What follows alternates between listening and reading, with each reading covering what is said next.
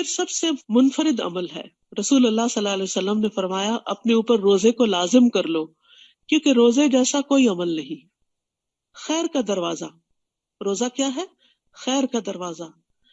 معاذ بن جبل کہتے ہیں نبی صلی اللہ علیہ وسلم نے ان سے فرمایا کیا میں تمہیں خیر کے دروازے کے بارے میں نہ بتاؤں؟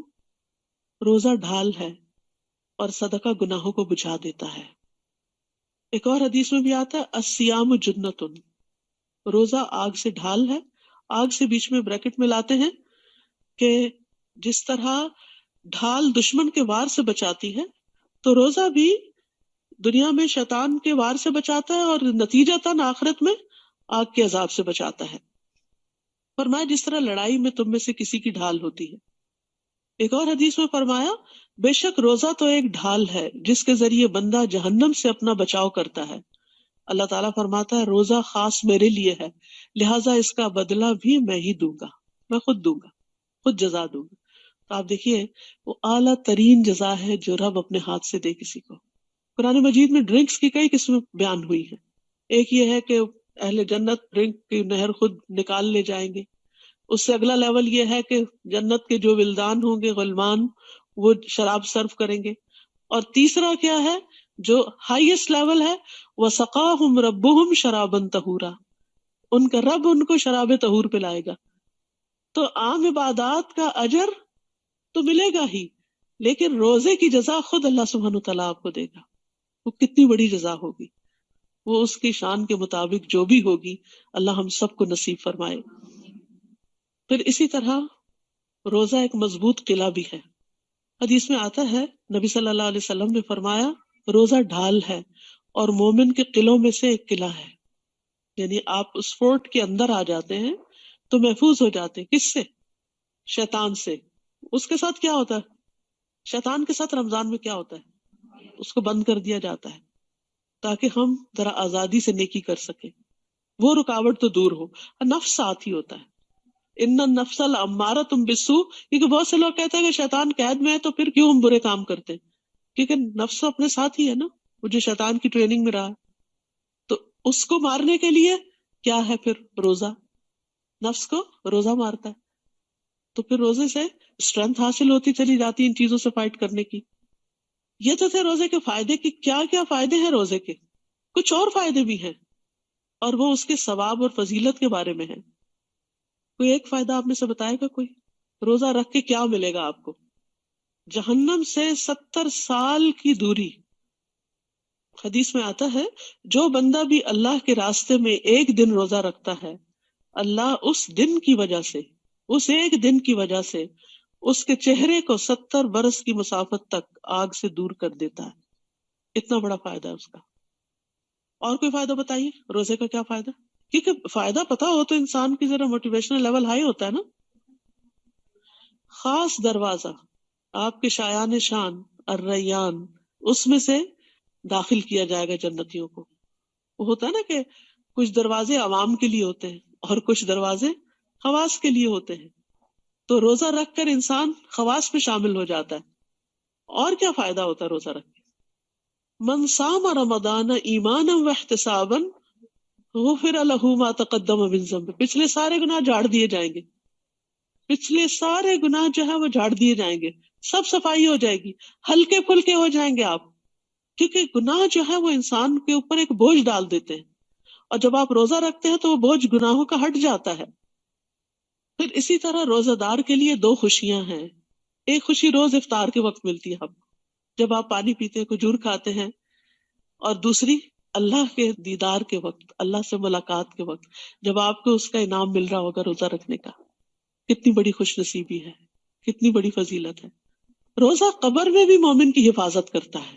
قبر میں جب انسان کو دفن کیا جاتا ہے تو نماز اس کے سر کی طرف آ جاتی ہے۔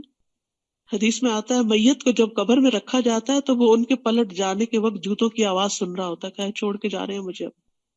اگر وہ مومن ہوتا ہے تو نماز اس کے سرہانے ہوتی ہے، روزہ دائیں طرف آ جاتا ہے، زکوٰۃ بائیں طرف آ جاتی ہے، دیگر نیک کام، صدقہ خیرات، صلہ رحمی، نیکی، لوگوں سے اچھائی، دوسروں کے کام آنا پاؤں کی طرف آ جاتا ہے۔ تو جب اس کے سر کی طرف سے کوئی چیز آتی ہے تو نماز کہتی ہے ادھر سے رستہ نہیں، دائیں طرف سے کوئی چیز، کوئی عذاب، کوئی ہو سکتا ہے کیڑے مکوڑے یا ایسی چیزیں جو تکلیف دینے والی ہو، اس کہتے ہیں نہیں نہیں ادھر سے بھی راستہ نہیں، روزے اس کو بلاک کر دیتے ہیں۔ بائیں طرف سے زکوٰۃ بلاک کر دیتی ہے، پاؤں کی طرف سے باقی نیکیاں بلاک کر دیتے، اور انسان سیف اینڈ ساؤنڈ ہو جاتا ہے۔ تو کتنے فائدے کی چیز ہے نا، جو ہر موقع پر کام آنے والی۔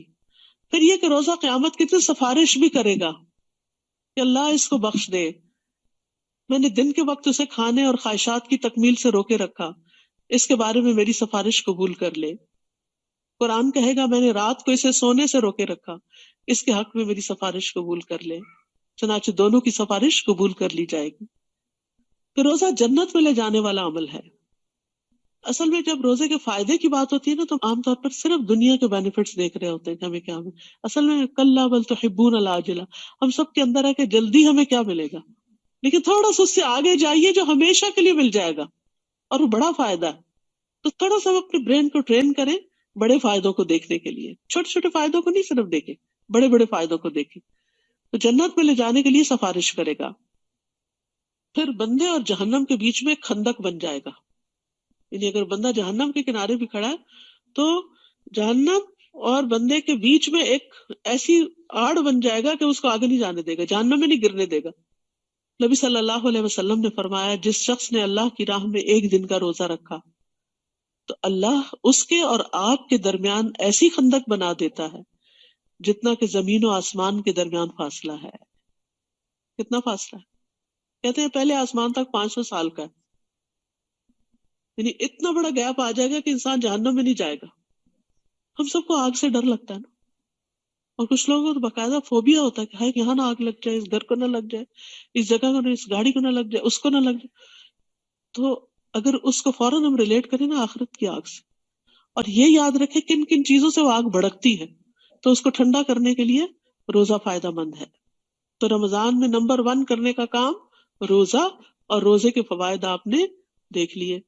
اس کے علاوہ ہیلتھ بینیفٹس وغیرہ بھی ہیں، لیکن یاد رکھیے روزہ ہیلتھ بینیفٹس کے لیے نہیں رکھنا، وہ تو مل ہی جائیں گے، وہ اگر نیت نہیں بھی ہوگی نا وہ بینیفٹس تب بھی مل جائیں گے، کیونکہ روزہ رکھنا ہے اللہ کی خاطر۔ ہمارے دین میں نیت بہت زیادہ کاؤنٹ ہوتی ہے، یعنی یہ نہ سوچے اچھا کوئی بات نہیں ڈائٹنگ ہی ہو جائے گی، اچھا کوئی نہیں ذرا میری کھانے کی عادتیں ٹھیک ہو جائیں گی، یہ ہو ہی جائیں گی۔ تو جو چیز ہو ہی جائے گی اس کے پیچھے کیا پڑنا، اصل دیکھیں اس کو جو ہمیں حاصل کرنا ہے، اور وہ آخرت کے بڑے درجات ہیں۔ ٹھیک ہے، دوسرا کرنے کا کام کیا ہے رمضان میں؟ قرآن، قرآن سے تعلق۔ قرآن مجید انزل فیہ القرآن انا انزلناہ فی لیلۃ مبارکہ انا انزلناہ فی لیلۃ القدر۔ تو یہ مبارک مہینہ ہے، حدیث میں آتا ہے بے پناہ خیر لانے والا ہے۔ جب رمضان آیا تو نبی صلی اللہ علیہ وسلم نے فرمایا بے شک تم پر یہ مہینہ آ گیا اور اس میں ایک ایسی رات ہے جو 1000 مہینوں سے بہتر ہے۔ جو اس سے محروم رہا وہ ہر طرح کی خیر و بھلائی سے محروم رہا، اور اس کی خیر سے محروم وہی ہوگا جو واقعی محروم رہے گا۔ اس کے بعد پھر اس سے کسی خیر کی توقع نہیں کی جا سکتی۔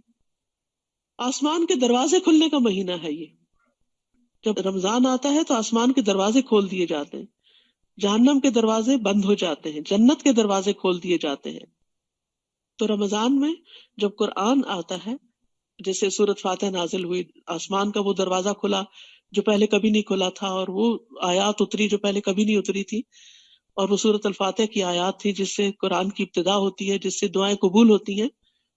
تو قرآن جو ہے اول و آخر ہدایت کی کتاب ہے، اس لیے اس کی فضیلت اور برکت سے فائدہ اٹھانا چاہیے۔ پھر رمضان میں تراویح، تراویح یاد رکھیے ایک نفل عبادت ہے، تو تراویح سے زیادہ کس عبادت کی فکر کرنی ہے؟ فرضوں کی، فرض عبادت کی۔ یہ نہیں کہ صبح ساری کھا کے کہ مجھے ذرا قنوت گیا، میں تھوڑا سا ریسٹ کر کے فجر پڑھتی ہوں اور اتنے میں گئی فجر۔ آپ کو نہانے کی ضرورت ہے، اچھا ابھی نہاتی ہوں اور اتنے میں سورج نکلنے کے قریب ہو گیا اور گئی فجر۔ یہ غلطی کبھی نہیں کرنی۔ نمازوں کی حفاظت، قرآن مجید میں اللہ تعالیٰ فرماتے ہیں حافظوا علی الصلوات والصلاۃ الوسطی، نمازوں کی حفاظت کرو، خاص طور پہ درمیانی نماز۔ درمیانی کون سی ہے؟ عصر۔ یہ نہ ہو کام سے واپس آئیں اور سوئیں اور افطار کے وقت آپ کو اٹھایا جائے اور گئی عصر۔ نہیں، ٹارگٹ یہ رکھے ایک نماز نہیں ہاتھ سے جانے دینی انشاءاللہ، اور وقت پر پڑھنا ہے ان کو۔